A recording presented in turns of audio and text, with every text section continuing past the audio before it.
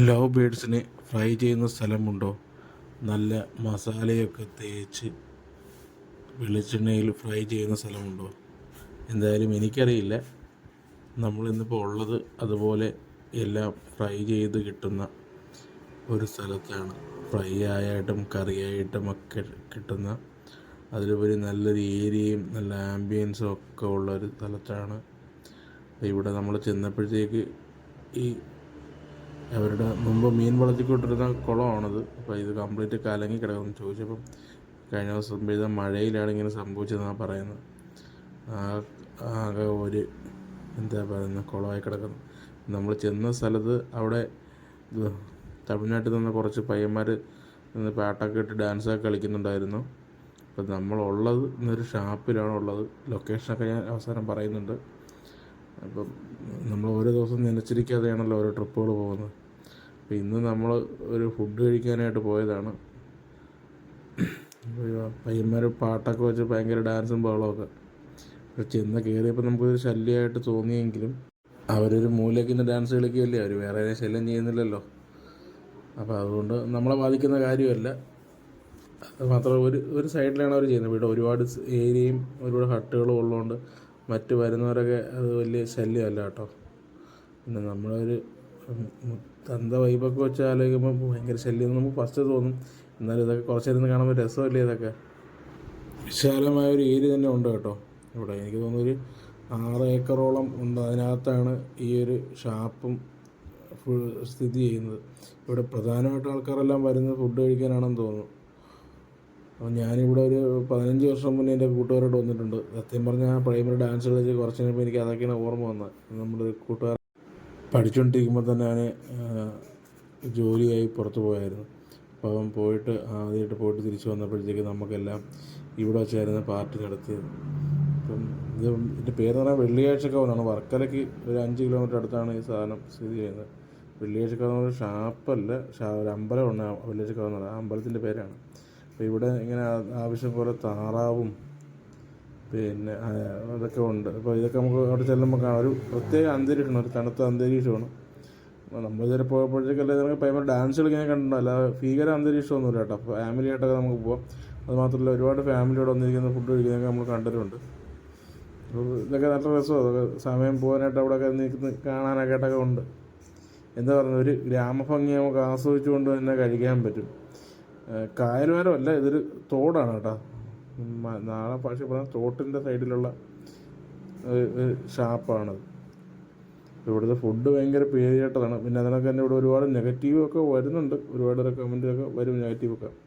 അപ്പോൾ ഇതാണ് നമ്മൾ കയറി ചെല്ലുമ്പോൾ കാണുന്ന ഷാപ്പിൻ്റെ ബോർഡ്. ഇപ്പം ഷാപ്പിൻ്റെ ചെറിയ ഹട്ട്, ഇതൊരു കോമൺ ഹട്ടാണ്. പിന്നെ അവിടെ ലൈസൻസ് നമ്പറും കാര്യങ്ങളൊക്കെ എഴുതി വെച്ചിട്ടുണ്ട്. ഈ ഒരു ഏരിയയാണ് ഉള്ളത്. അപ്പോൾ വണ്ടി ഇവിടെയൊക്കെ പാർക്ക് ചെയ്യാം. ചെറിയൊരു മുളം കാടും കാര്യങ്ങളൊക്കെ ഉണ്ട്.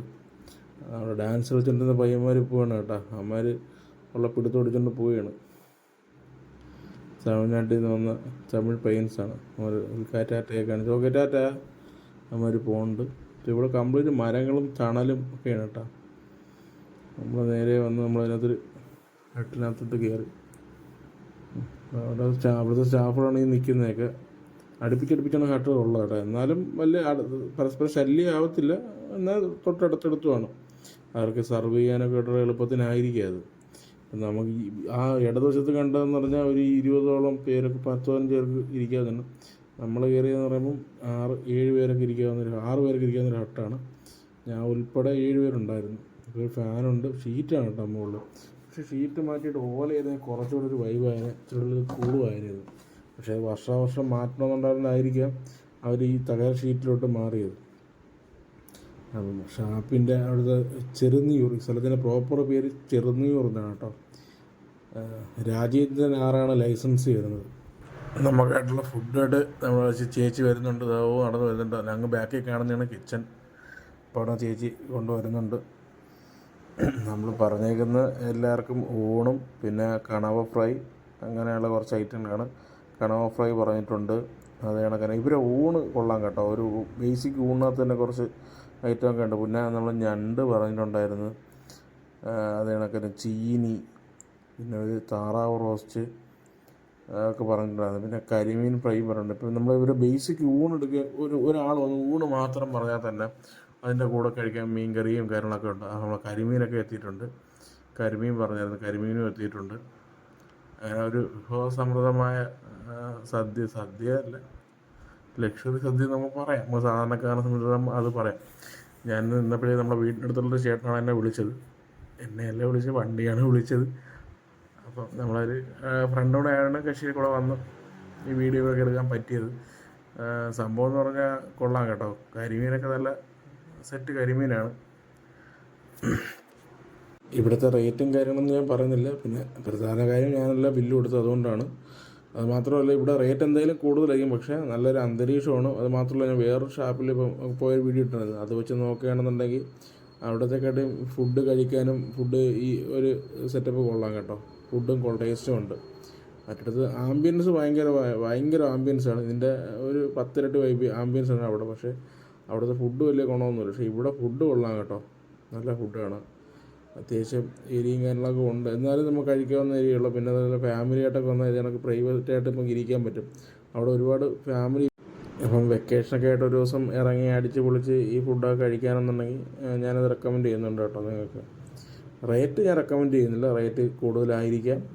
കാരണം റേറ്റിൻ്റെ കാര്യം മുമ്പേ ഞാൻ യൂട്യൂബിലായാലും ഫേസ്ബുക്കിലായാലും കണ്ട പല വീഡിയോയിലും റേറ്റിൻ്റെ കാര്യത്തിൽ തർക്കമൊക്കെ ഉണ്ടായിട്ടായിട്ട് പറയുന്നത് കേട്ടിട്ടുണ്ട്. അതുകൊണ്ട് റേറ്റിൻ്റെ കാര്യത്തിൽ നിന്ന് ഞാനൊരു ഗ്യാരണ്ടിയും പറയുന്നില്ല.